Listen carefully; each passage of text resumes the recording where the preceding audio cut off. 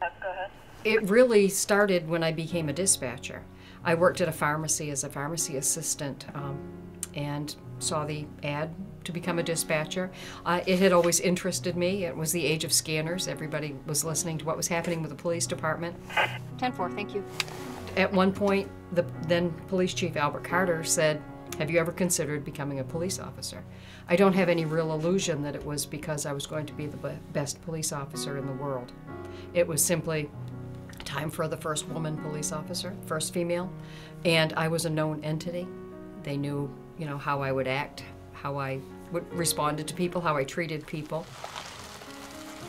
It used to be, back when I first started, that cops were hired because they were strong and they were tough and they could break up bar fights. And law enforcement has changed so dramatically over the years that you really need all walks of life, all sorts of people with all sorts of different experiences to be able to do this job, to be able to deal with people. How long ago was that?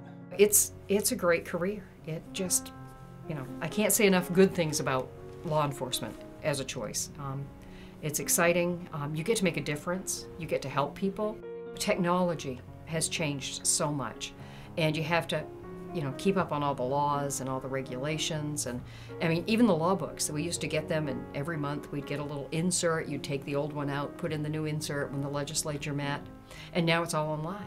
You just type it in and there's the law. You can read it all almost instantly. All right, thanks.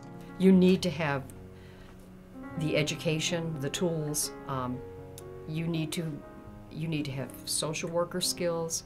You need to know how to deal with people with different medical and mental health issues.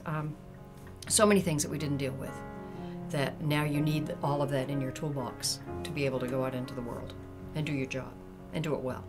I tell everybody that talks to me today about being a police officer, and I have kids that come in and do ride-alongs. We have mentor programs. We have all these different programs that, where students come in and talk to us. I tell every one of them that you need to go to college. You need to have that degree. You need to have that level of education. I've been lucky enough to go to the University Center here in Ellsworth and speak to different groups about, the non-traditional role that I play as being a female police officer, but also the people that I've met there and the courses that they're taking through the university. They're dealing with the mental health issues that you really need to know about. It normally began that you had to be hired by a police department before you could even go to the Criminal Justice Academy. And now through college education, it can be a college course to go to the police academy. You can be accepted as a private citizen to go to the police academy. And when you get out, you have a foot in the door with police departments because you're already a trained police officer. They don't have to pay, for you to go to school for 18 weeks. You can already do that as a tuition student. Many departments will actually pay a bonus if you've already been through the police academy.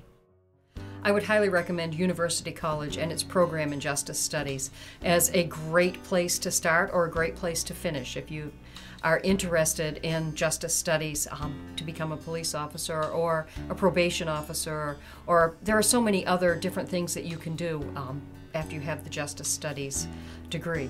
I think it's an absolute great place to start. You can just walk in, you can call them, you can go online. It's just a really good beginning.